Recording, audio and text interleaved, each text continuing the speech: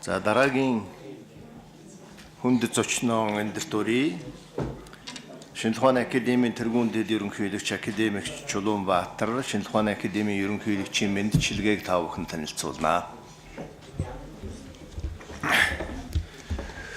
За энэ тангимд хорон цугласан төрийн түшээд хүндэт зочид эрдэмтэн судлаач та бүхэнд нөгөөний амгалан айлтгая. За би Монгол Улсын Шинжлэх ухааны академийн ерөнхийлөгчийн нэрээр хурал зохион байгуулагч дээр үлсэн мэндчилгээг албан ёсоор уншиж гардуулахын өмнө хөв хүн судлаачийнхаа хувьд ганцхан санааг онцолж хэлье гэж бодсон юм аа.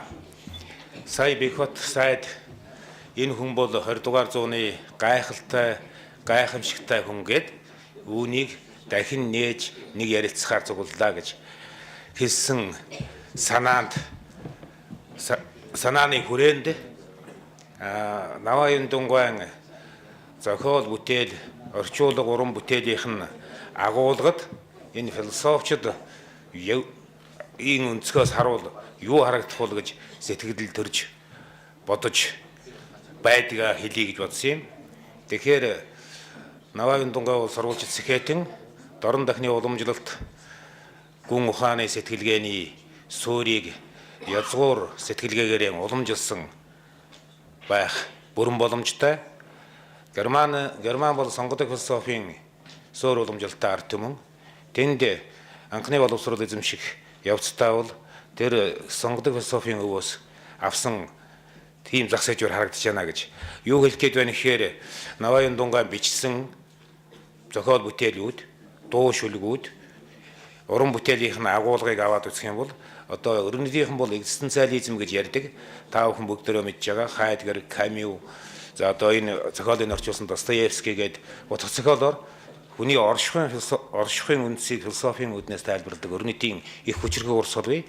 За манай философийн сүүлийн үеийнхний судалж байгаа судалгаагаар бол энэ дорны философод хоосон чанарын далан шүлэгтээс нэхлээд нагарч байна тийм ээ. Данзан Равчагийн шүлгүүд ч гэдэг юм уу. Ер нь дорны философийн Агуан Дандар, Агуан Хайдвийн гүн ухааны үзэл дотор бол энэ феноменолог гэж нэрлэдэг ухамсарын дотоод мөн чанар руу нэвтэж орох хүний оршихуйн язгуур үндэс мөн чанарыг тайлах тийм ухааны өвдөс гүнээ агуулгадж байдгаа гэдгийг яриад байгаа юм. Тэгэхээр Наваа Юндунгуан өв санал манай философийн салбарынхан сэтгэлгээ судалдаг эрдэмтэд маань энэ өнцгөөс нь хард судлах шаардлага үүсчээ гэдгийг энэ хуралд оролцох хэвээр бас хэлье гэж бодсон юм. За манай академийн одоо профессор Байгаль сайхан доктор Төр Далаймитийн давгдарж өгшгээд ер нь бол шинжлэх ухааны даруулсан хувь нэмэр өөрөөр хэлбэл талаар дэлгэрэнгүй ихтэй тавигдах учраас шинжлэх ухааны академийн ерөнхийлөгчийн хурал зохион байгуулагч нар үлсэн мэндчилгээг би уншаад та бүхэнд танилцуулъя. Эрдэм хэлгээний хуралд оролцох ёстой Монгол Улсын Шинжлэх ухааны академийн ерөнхийлөгчийн мэндчилгээ. 20 дугаар зууны Монголын нэр цэцгэтэн соён гэгэрүүлэгч, орчуулагч, дипломатч, төрийн түшээ Наваа Юндунгуан мэндэлсний 110 жилийн ойд зориулсан эрдэм хэлгээний хуралд хүрэлцэн ирсэн эрхэм хүндэт зочид эрдэмтэн судлаач та бүхэнд Монгол Улсын Шинжлэх ухааны академийн нэрийн өмнөөс болон хувайсан чин сэтгэлийн халуун дотн мэндчилгээ дэвшүүлье. Түүхийн ээдрээ төвхтэй цаг үед ажиллаж амьдарсан нийгэм улс төрийн олон том сорилт нухчааг сорин тэмцэж эх орон ард түмнийхэн хөгжил цэцгэлэлтэд хүндтэй өв нэмэр оруулсан нэр алдар намтар түүхэн мөнхөссөн гайхамшигтай хүмүүсээрээ манай ард түмэн цаг ямагт бахархаж байдаг үлээ. 20 дугаар зууны чухам тийм шилдэг хүмүүсийн нэг бол өнөөдөр мэндэлснийхэн 110 жилийн түүхтэйг тэмдэглэж буй Баатарван Наваа Юндунгуан яхаргагүй муу юм аа. Монгол түмний сурвалжт төрийн түшээ үе дамжсан том сэхэтэн Наваа Юндунгуан туурга тусгаар улсынхаа иргэний боловсролын ууган сургуулиас эрдэм номын гараагаа эхэлжээ. Улмаар 1926-аас 29 онд Герман улсад дунд сургуульд 32-оос 38 он зөв толгойд улсын анагаах ухааны дээд сургуульд суралцсан эрдэм боловсролоо шатлан ахиулж Герман, Орос гэл орчин цагийн эрдэм ухааны олон салбарын өргөн сар хүрээтэй мэдлэгийг эзэмшсэн байна. Тэрээр гадаад гэл шинжлэх ухааны олон салбарын мэдлэг чадвартай төчгөлэн 1930-аад оноос уран бүтээл, орчуулга, судалгаа шинжилгээний ажил эхэлжээ.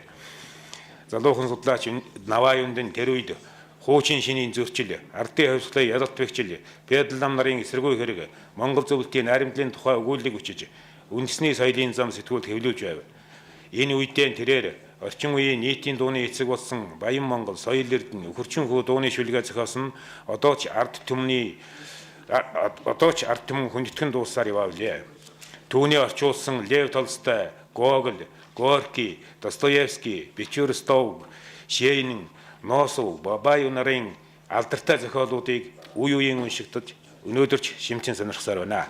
Наваа Юндэн бүр 1930-аад онд Эренчингойтой хамтран Монгол Орос арайны дэвтэр хийснээс эхлээд Ангаа ухааны нэр томьёо, Монгол Орос тойл, Цэвлугаан Монгол хэлний тайлбар тойл хэмээх зохиох зэргээр шинжлэх ухааны нэр томьёог жигдлэх, тойл бичиг зохиох ажилд хүчин зүтгэж өдгөөгийн хэл шинжилэл, тойл судлалыг хөгжүүлэхэд үнэлж баршгүй хөв нэмэр оруулсан шинжлэх ухааны салбарын томоохон зүтгэлтэй юм а.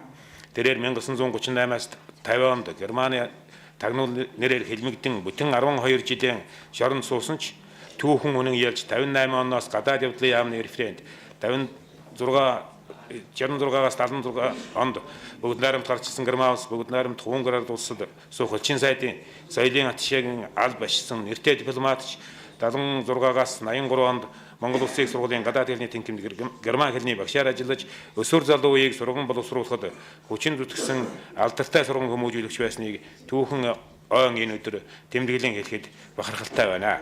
Монголын нэрцхэтэн, соён гэгэрүүлэгч, орчуулагч, дипломатч, зохиолч, жүжигчин, дуучин, эмч дипломатчдын маань олон талд бүтээлч үйл ажиллагаагаар бий болсон сайн үүс бүхэн манай үе үеийн шилдэг скетнүүдийн хөдөлмөр зүтгэлээр өрнөн хөгжин итгэт итгэл дүүрэн байгаагийн илэрхийлж хурлын үйл ажиллагаанд амжилт хүсье. Монгол Улсын шинжлэх ухааны академийн ерөнхийлөгч Ахтемч эргэлдэл гэсэн мэдчилгээ байна. Ингээд хорон зохион байгуулагчд мэдээ гаргаж өгье.